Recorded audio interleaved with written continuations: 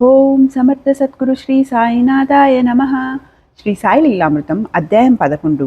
ఆశ్రిత కల్పవృక్షం. భగవంతుడు సర్వజీవులను సృష్టించి సర్వులకు తండ్రి అయ్యాడు. తానే పంచభూతాలై తన నుండే జీవులందరికీ దేహాలు పోషణ ఇచ్చి తల్లి అయ్యాడు.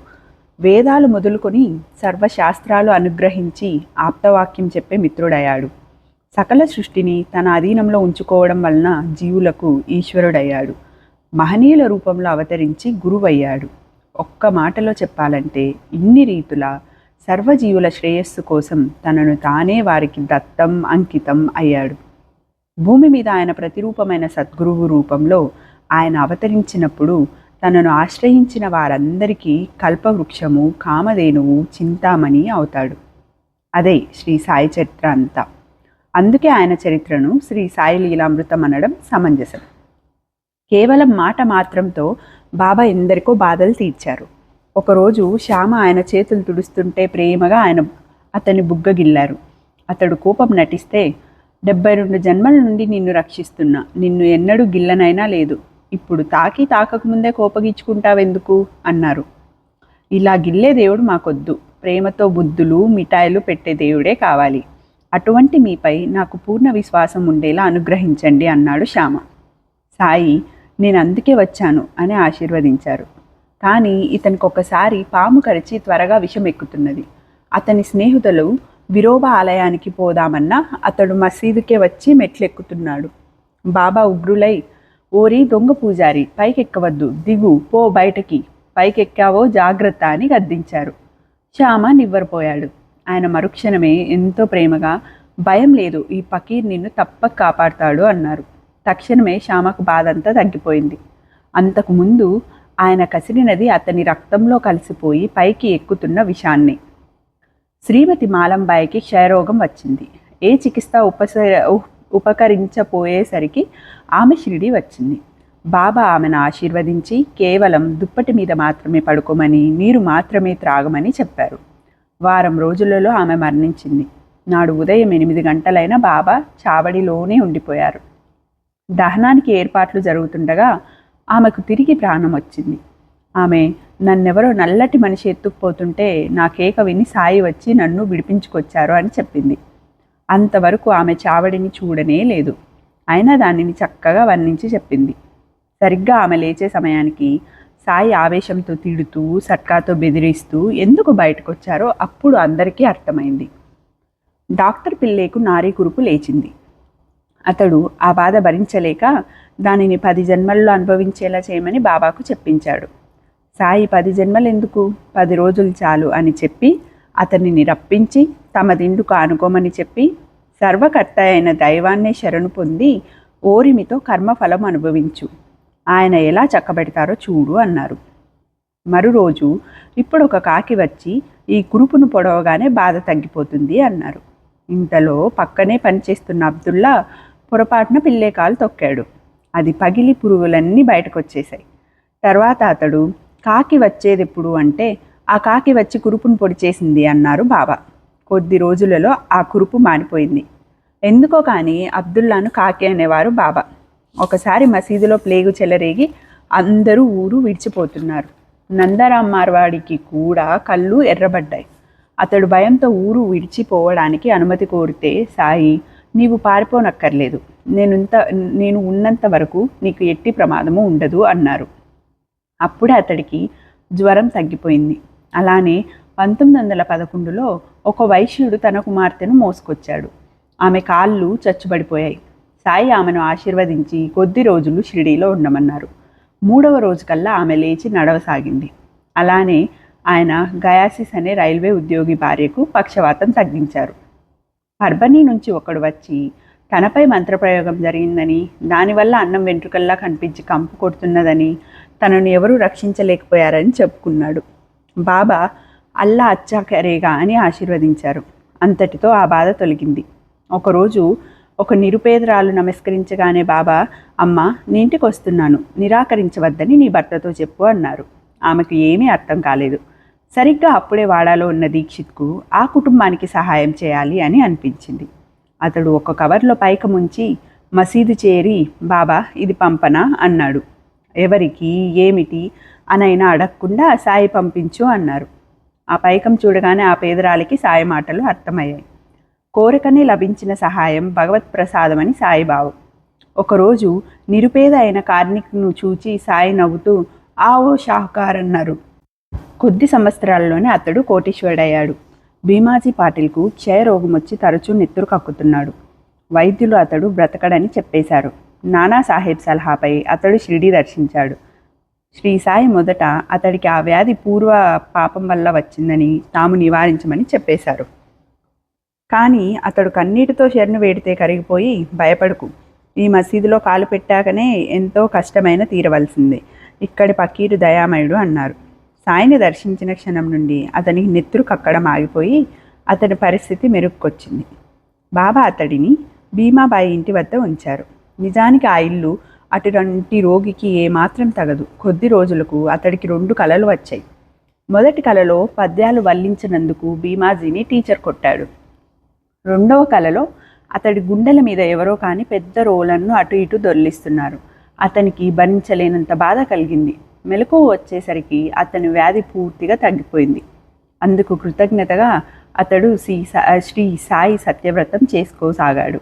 గ్రహబలం కూడా గురుని అనుగ్రహ బలానికి లోపే. ఒక జ్యోతిష్యుడు ఒకరోజు బూటీకి గండముండదని చెప్పాడు. బూటీతో సాయి, ఏమిటి, నీకు గండమున్నదా? అదేం చేస్తుందో నేను చూస్తాను అన్నారు. నాడు చీకటి పడ్డాక బూటీ బయటకు వెళ్ళినప్పుడు ఒక పెద్ద పాము ఎదురైంది, కానీ ఏమీ చేయలేదు. ఒకసారి మేరీకర్తో కూడా సాయి, నీకు ద్వారకామాయి తెలుసా?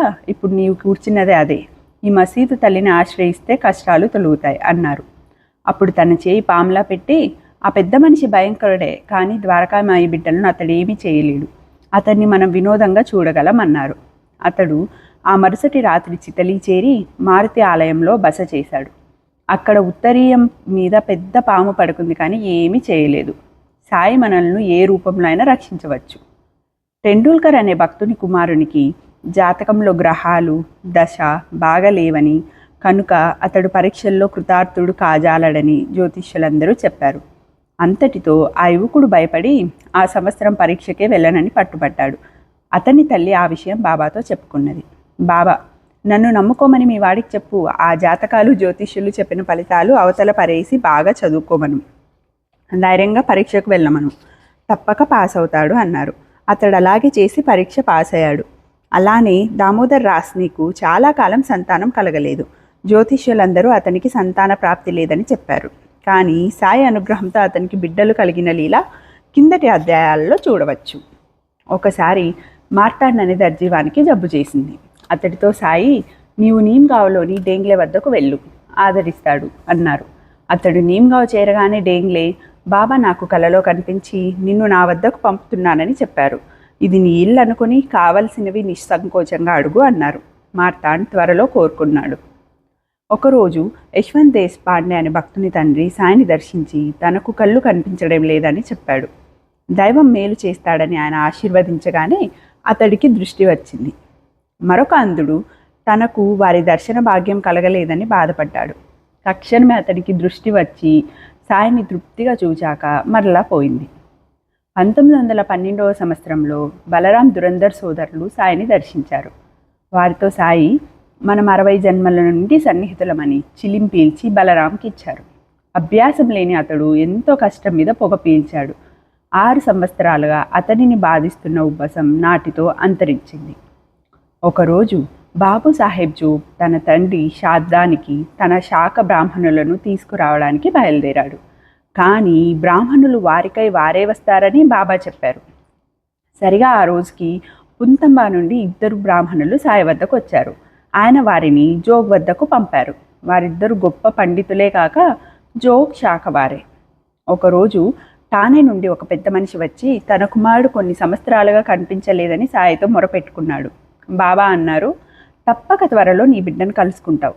కానీ అతనికి వెంటనే సెలవు ఇవ్వక 2 రోజులు షిరిడీలోనే ఉంచేశారు. 3వ రోజు అతడు మన్మాడు నుంచి బొంబాయి వెళ్ళే రైలులో ఠానే చేరాడు.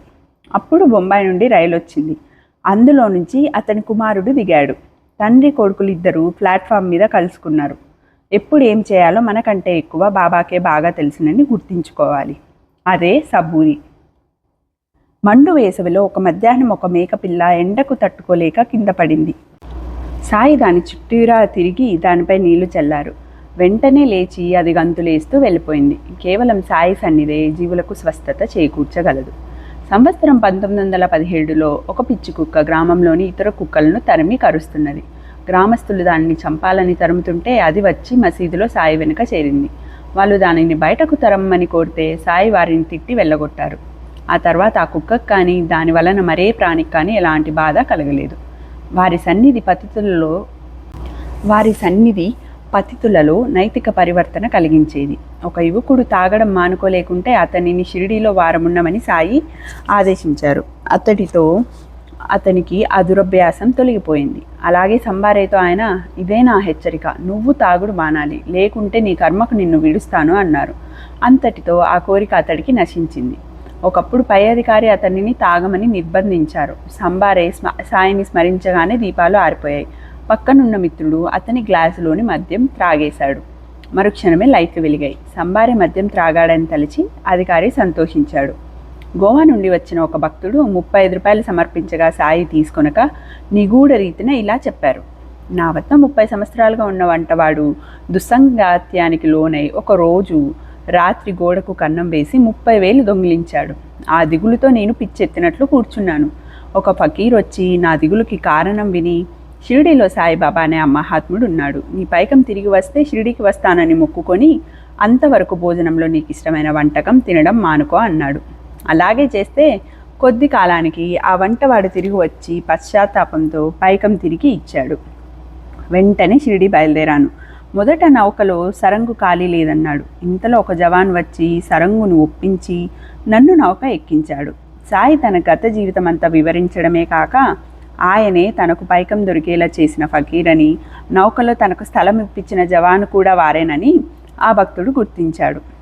ఒకరోజు మధ్యాహ్నం 2 గంటలకు బాబా ప్రధాన్ వచ్చాడా అని దీక్షిత్ను అడిగారు. లేదు, కబుర్ చేసేదా అన్నాడు దీక్షిత్. చేయి అంటూ కొద్ది విభూతినిచ్చి ఇది పంపించు అన్నారు. ఆ విభూది ఒక ఉత్తరము బాలాశింపి ద్వారా ప్రధాన్కు పంపాడు దీక్షిత్. అప్పుడు వెల్లడైన వివరాలు. షిరిడీలో బాబా అతని గురించి హెచ్చరిస్తున్న క్షణంలో హైకోర్టులో కొందరు స్నేహితులతో మాట్లాడుతున్న ప్రధాన్ అకస్మాత్తుగా స్పృహ తప్పి పడిపోయాడట. కొద్దిసేపట్లో తనంతట తానే తెప్పరిల్లుకొని రైలులో ఇల్లు చేరాడు. తెల్లవారేసరికి విభూతి జాబులతో బాలాశింపి బొంబాయి చేరాడు. సాయికి మన బాధలు నివేదించనక్కర్లేదు, ఆయన అనుక్షణము మనని కనిపెట్టుకొని ఉంటారు అని గుర్తుంచుకుంటే చాలు. శ్రీ సాయి తమను నమ్మిన వారిని వెంట ఉండి కాపాడతారు. 1914 సంవత్సరంలో శివరాత్రి ముందు రోజున హర్దాలో మెజిస్ట్రేట్గా పనిచేసిన చోటుబయ్య తన కుటుంబం అందరితో షిరిడీ బయలుదేరాడు.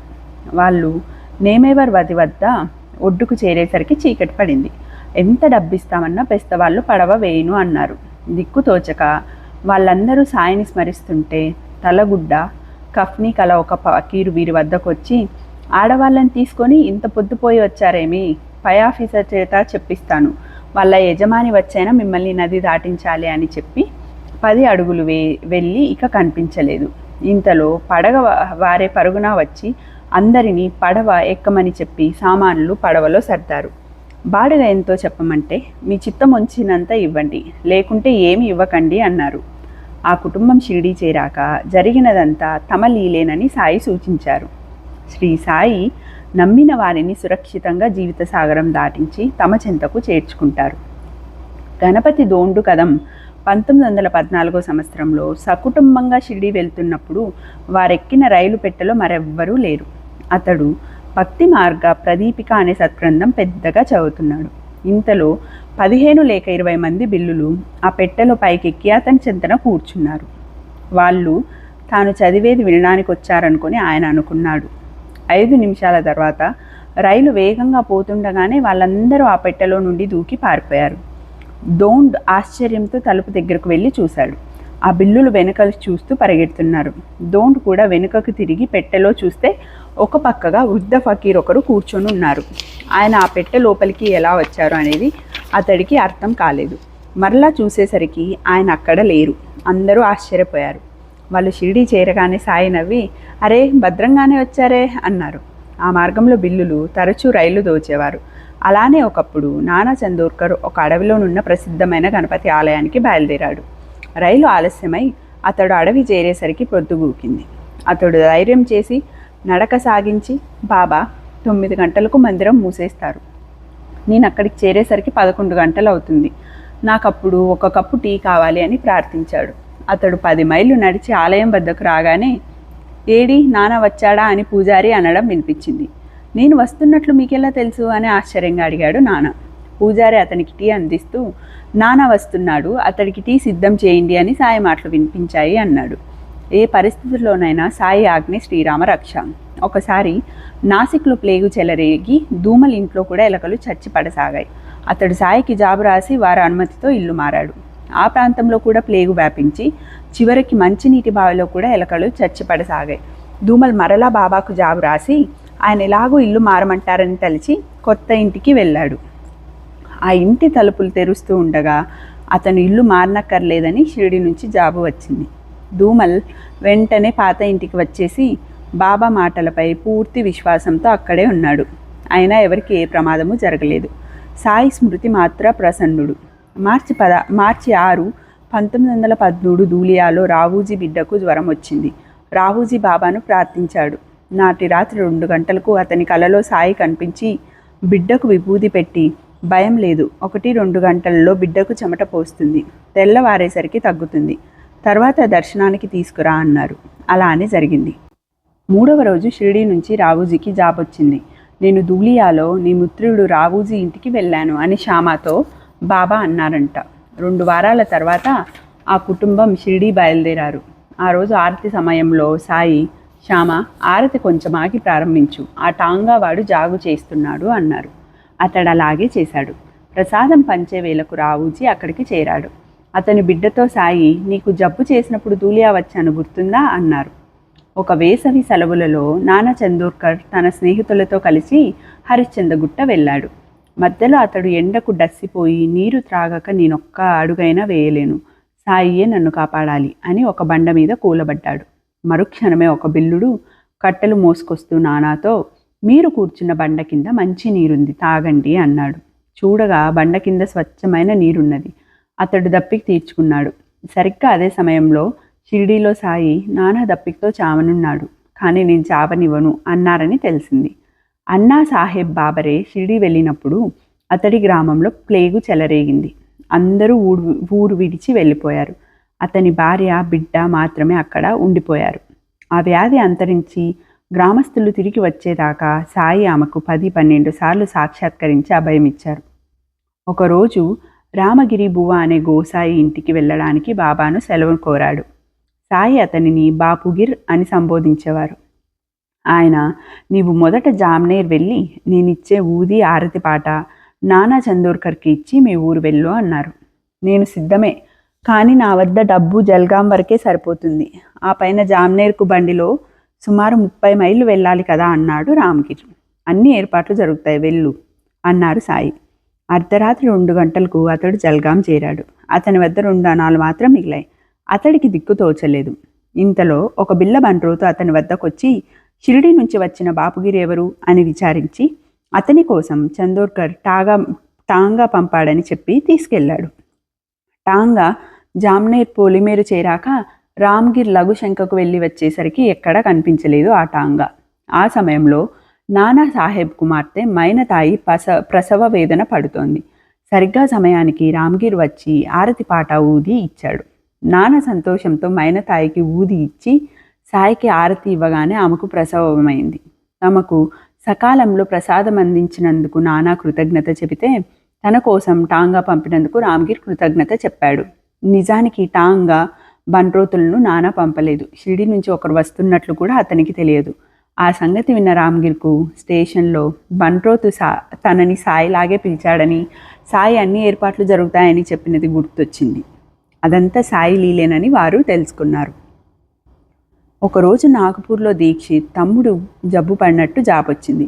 దీక్షిత్, బాబా నా తమ్ముడికి నేనే సాయం చేయలేకున్నాను అన్నారు. వెంటనే బాబా, సహాయం నేను చేస్తాను అన్నారు. అదే సమయానికి నాగపూర్లో అతని సోదరునికి చిత్రమైన వ్యక్తి కనపడి తక్షణమే స్వస్థుని చేశాడు. ఒకసారి సెలవు తీసుకుంటున్న ఒక భక్తునికి సాయి మరొక ఊది పొట్లం ఇచ్చి రైల్లో నిన్ను జానేడు స్థలం ఇవ్వమని కోరిన వాడికి ఆ పొట్లం ఇవ్వు అన్నారు. దారిలో ఠానే స్టేషన్లో రైలు బయలుదేరగానే ఒక ప్రయాణికుడు పరుగున రైలు ఎక్కి అతని వద్దకొచ్చి, నాకు తల తిరుగుతుంది, కూర్చోవడానికి జానేడు స్థలం ఇవ్వండి అన్నాడు. భక్తుడు అతనికి చోటిచ్చి ఊది కూడా ఇచ్చాడు. ఆ వ్యక్తి ఆనంద బాష్పాలు కారుస్తూ తానెంత యత్నించినా షిరిడి దర్శించలేకపోయానని, సాయియే తనకు ప్రసాదం పంపాలని ప్రార్థించానని చెప్పాడు. రోగమే కాక అజ్ఞానం అనే రోగం కూడా తొలగాలి. అందుకు బాధలను ధైర్యంగా ఓర్చుకోగలగడం అవసరం. అందుకే వ్యాధి మరీ ప్రమాదకరం కానప్పుడు రోగిని తన వద్ద నుండి వెళ్ళిపోమనేవారు బాబా. పరోక్షంగా కూడా ఆయన రక్షిస్తారని భక్తునికి తెలియాలి కదా. షిరిడీలోని కాకా దీక్షిత్కు తీవ్రంగా జ్వరం వచ్చి శ్యామ ద్వారా బాబాకు కబురు చేశాడు. ఆయన, నేనేం వైద్యుని కాదు, అతన్ని ఇంటికి పొమ్మను అన్నారు. శ్యామ నివ్వరపోయి, అతడు మిమ్మల్నే నమ్ముకున్నాడు, జ్వరంతో ఎలా వెళ్ళగలడు అన్నారు. సాయి తిరిగి కఠినంగా అలా అని ఆదేశించారు. సెలవు తీసుకోవడానికి కాక మసీదుకు రాగానే సాయి, నీవింటికి పో, ఎలా వచ్చిన జ్వరం అలానే 4 రోజుల్లో తగ్గిపోతుంది. సీమబాదం పిస్తా వేసిన పాయసం తిని తిరుగు, పడుకోకు అన్నారు. అతనికి ఊది ఇచ్చి శ్యామను తోడు పంపారు. వాళ్ళు రాత్రి 11 గంటలకు రైలు దిగి నడిచి ఇంటికి వెళ్ళారు. అక్కడ ఎవ్వరు చెప్పినా వినకుండా కాక సాయి చెప్పినట్లే చేశాడు. వైద్యుడు, నీవు ఆ పిచ్చి పకీరు చెప్పినట్లు చేసేట్లయితే నేనెందుకు అని గద్దించాడు. అయినా కాక వినలేదు. 9వ రోజుకి జ్వరం తగ్గింది. తర్వాత అతడు షిరిడి వెళ్ళినప్పుడు బాబా, బొంబాయిలో మీ వాళ్ళు ఏమన్నారు అని అన్నారు. శ్రీ నృసింహ సరస్వతిలాగా బాబా కూడా ఇలా అపత్యమైన ఆహారంతో జబ్బులు తగ్గించేవారు. ఒకసారి బూటీకి కలరా వచ్చి డాక్టర్ పిల్లే ఎన్ని మందులు ఇచ్చినా తగ్గలేదు. చివరకు బాబాను అడిగితే బాదం పిస్తా వేసిన పాయసం తినమన్నారు. అలా చేయగానే జబ్బు తగ్గిపోయింది. ఒకరోజు కాక మహాజనికి విరేచనాలు అవుతుంటే మసీదులో పక్కనే కుండతో నీరు ఉంచుకొని తరచుగా బయటికి వెళ్ళొస్తున్నాడు. బాబా సర్వజ్ఞులు కదా అని ఆయనతో చెప్పలేదు. భక్తులు మసీదు ముంగట పని చేస్తున్నారు. సాయి అకస్మాత్తుగా కోపించి అందరినీ తిట్టసాగారు. భయంతో అందరూ పారిపోయారు. కాకాను మాత్రం సాయి బలవంతంగా కూర్చోపెట్టి అక్కడ ఎవరో విడిచిపెట్టిన వేరుశనగ పప్పు అతని చేత తినిపించి ఆ కుండలో నీరు తాము కొంచెం తాగి అతడి చేత త్రాగించి, నీ జబ్బు తగ్గిపోయింది అన్నారు. అతడికి ఆ క్షణంలోనే ఆ వ్యాధి తగ్గిపోయింది. ఈ చికిత్సలలోని రహస్యం ఆయన సంకల్పమే. ఒకసారి శ్యామ మొలలతో బాధపడుతుంటే ఆయన సోనాముఖి కషాయం చేసి కొంచెం అతనికిచ్చి కొంచెం ఆయన తాగారు. ఆ రోజుతో ఆ బాధ తగ్గిపోయింది. 3 సంవత్సరాల తర్వాత శ్యామకు ఆ వ్యాధి మరలా వచ్చింది. వెనుక బాబా చేసిన వైద్యమే అతడు చేసుకుంటే వ్యాధి తీవ్రమై మరలా సాయి అనుగ్రహంతోనే ఊదితోనే తగ్గింది. రఘువీర్ పురందరే మొదటిసారి షిరిడీకి బయలుదేరినప్పుడు అతని బిడ్డకు బాగా జ్వరం వచ్చింది. అతని భార్యకు తోడుగా అతని తల్లి ఉంటానన్నది. కానీ అతడు పట్టుబట్టి ఆమెను కూడా తనతో తీసుకెళ్లాడు. వాళ్ళు షిరిడీ చేరిన 3వ రోజున పురందరే భార్యకు బాబా కలలో కనిపించి బిడ్డకు ఊది ఇచ్చారు. ఆ క్షణం నుండి జ్వరం తగ్గిపోయింది. సాయి మనం కోరినదల్లా నెరవేర్చక పూర్వకర్మ దృష్ట్యా మనకు శ్రేయస్కరమైనదే చేస్తారు. ఒక ఆమె తన బిడ్డను పాము కరిచిందని ఆయనతో మొరపెట్టుకుంది. ఆయన ఊది ఇవ్వలేదు, ఆశీర్వదించలేదు. ఆ పిల్లవాడు చనిపోయాడు. ఆ తల్లి శోకం చూడలేక బిడ్డను బతికించమని దీక్షిత్ కోరాడు. సాయి, బాబు, ఈ విషయంలో కల్పించుకోకు, ఇది అతడి మంచికే జరిగింది. అతడి శరీరంతో చేయలేని పనులు ఆ శరీరంతో చేయగలడు. అతనిని బతికిస్తే ఆ దేహం మరణిస్తుంది. అందుకు బాధ్యత నీవు వహిస్తావా అన్నారు. దీక్షిత్ తన తప్పు తెలుసుకున్నాడు. అలానే 1911లో హర్దా నుండి వచ్చిన ఒక క్షయరోగి మరణించాడు. అతనిని రక్షించలేదని అతని బంధువులు బాబాపై అలిగారు. తర్వాత వారిలో ఒకరికి బాబా కలలో కనిపించి రోగి తలను తమ తలపై నుంచుకొని కుళ్ళిన అతని ఊపిరితిత్తులు చూపుతూ అతనిని ఇంతటి చిత్రహింస నుండి నేను విడుదల చేశాను అని చెప్పారు. అతని బంధువర్గమంతా తిరిగి సాయిని సేవించసాగారు. బాబా తామెప్పుడైనా భక్తులు కోరినది ప్రసాదించదల్చకపోతే ఏమీ మాట్లాడేవారు కారు. సాయి తనకొక మగ్గబిడ్డను ప్రసాదించాలన్న కోరికతో గోవిందరావు షిరిడి వస్తుండేవాడు. కానీ బాబా ఏమీ చెప్పేవారు కాదు. మరో వివాహం చేసుకుంటే బిడ్డలు కలుగుతారేమోనని చెప్పమంటే కూడా ఆయన మాట్లాడలేదు. అతడికి సంతానం కలగనే లేదు. ఇంతటితో అధ్యాయం 11 ముగిసినది. ఓం సాయిరాం.